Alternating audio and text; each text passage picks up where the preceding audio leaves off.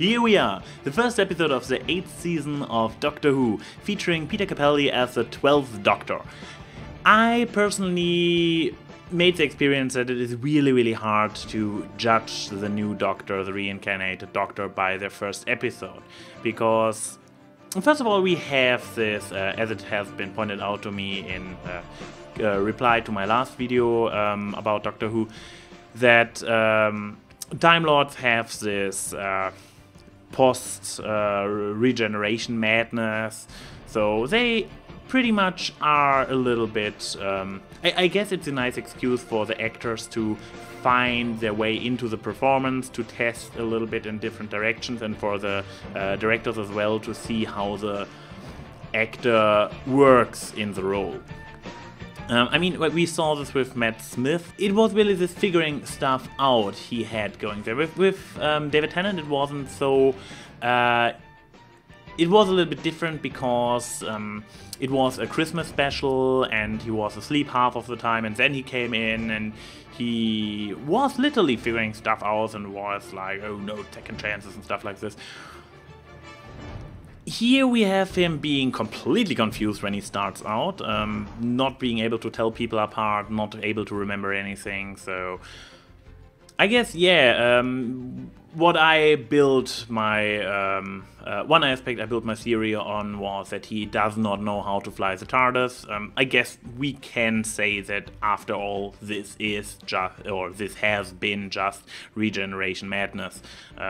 Because apparently now he can fly it and he grew more familiar with it. He grew again in his role. He was a little bit all over the place at first, but he settled down, he figured it out, and yeah, after this moment when he took off the mask when he was disguised as a bald android, after that moment he was more there. He had this kind of standoff with the android, and I like when in the end they were like, this kind of self-irony. We see the Doctor and the android standing in the doorframe, and the next time we see the android, he is stuck on the thingy on the tower of the cathedral, or whatever it is, the building. And this, okay, it has not been shown what happened, and then we get this line by the lady at the end, being like, "Oh, did he push you or did you jump? I'm not completely sure that one." Like, wah wah wah. Going by wah wah wah. There were a few moments of a little bit too wacky humor. I mean, especially around this Santaran butler guy. I've forgotten his name. There was a lot of wacky humor going on whenever he was involved. But this time especially, the moments that stuck out to me as being a little bit too far on the stupid end of humor was when Madame Vane sends the Doctor sleeping. And there was this BOW soundtrack from, I don't know, an old comedy show or something. This was a little bit too much in my eyes. But also, this was in the beginning, and throughout the episode, it kind of, like with the first Matt Smith episode, it kind of found its way, and in the end, we got a new Doctor, which kind of has settled into his role, and so basically, we know the new Doctor for only 5 minutes, maybe 10 if we count his direct confrontation with the head android. So, from this really long special we got here, I mean it was over an hour long, the new Doctor we have seen very little. I mean, the moments we got so far were, for example, I think I'm not a hugging person. You don't have a vote in that. There came a little bit of really beautiful chemistry and interaction between those two. If this is the Doctor, I mean, apparently he has his memory back. He can, in detail, recall the call he did when he was still Matt Smith. So, yeah, I am basically from now on, I'm really excited to see the second episode. that we see how he actually is now that he is fully there.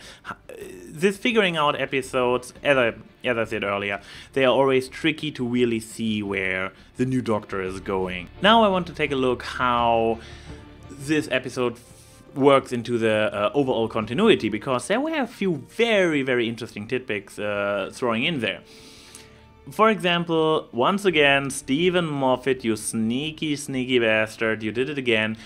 He did it previously with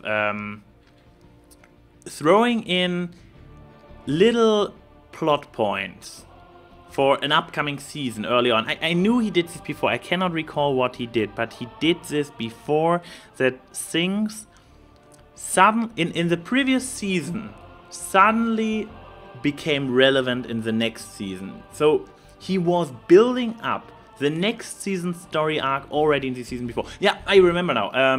It was Cracks in Time. With the Cracks, I'm not sure what its special was called. The special in which he pretty much resets the universe. And at the end of the special, Amy and Rory finally get married. In this special, when River Song was trapped in the TARDIS, there was a silence will fall for the first time.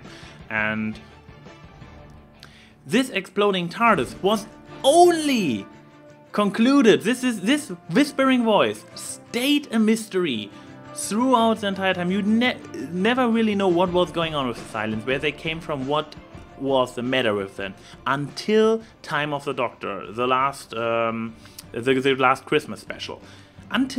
So Stephen Moffat built up this entire plot way back then, way before he even created Clara and everything. So he really likes to throw in little hints towards future ideas he has.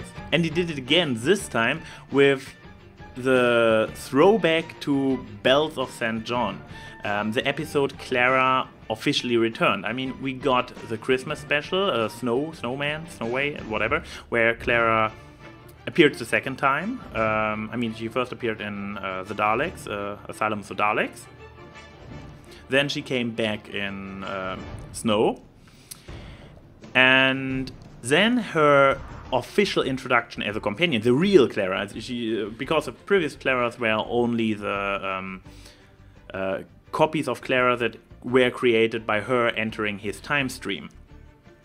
But when he first met the original Clara, I mean, I marathoned the entire 7th season previously last week or the week before.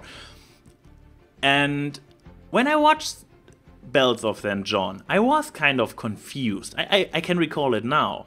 I was like, okay, how the hell did Clara end up phoning the TARDIS in the past to reach the Doctor? How did this work?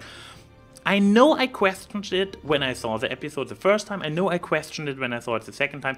But it didn't stay in my head. It was like, because there came an entire episode with a lot of crazy wanky stuff, and you kind of go with like, oh, well, the TARDIS probably did it. The TARDIS intercepted the call and got it there because the TARDIS recognized Clara. There's something in the time stream. You did not really question what was going on. At least I didn't. Maybe somebody was like, oh, there's something going on with this lady who forwarded the call, I'm pretty sure.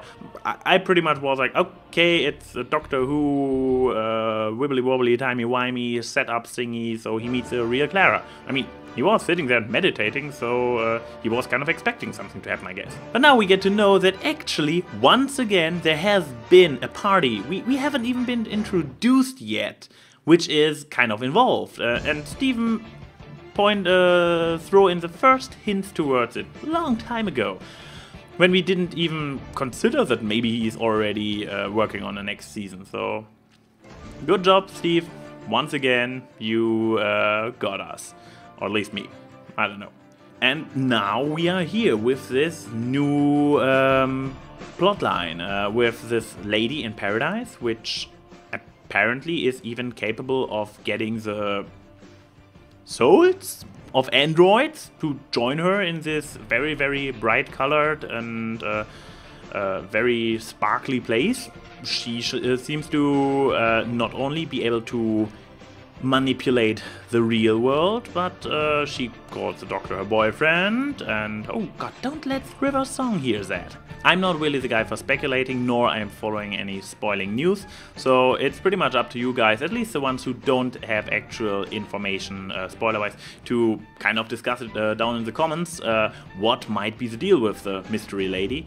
And we are still unsure about how the new regeneration cycle of the Doctor is going to work. I mean, the hints kind of went into the direction that yes, this is supposed to be an old face he got once again. So yeah, bets are still open for him being supposed to be the first again. Then again, he throw in lines like, well, why did he give me this face? There is the secondary theory, which is kind of saying that he is not going to relive all his original incarnations, but only a hand of selected ones, and that they will be chosen on purpose. The favored ones will return.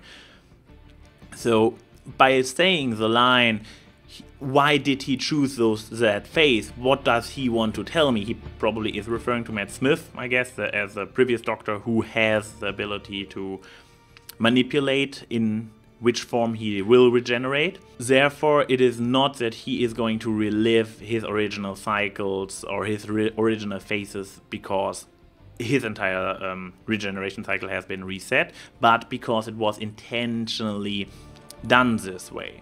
But, well, we are still not completely clear on that one, and while he addressed that his face is supposed to be resemble an old face, he did not go into detail. He did not explain if he is supposed to be the first. I mean, I stick to my theory, so we'll see, I guess. Next week. This is AnY saying, see you soon.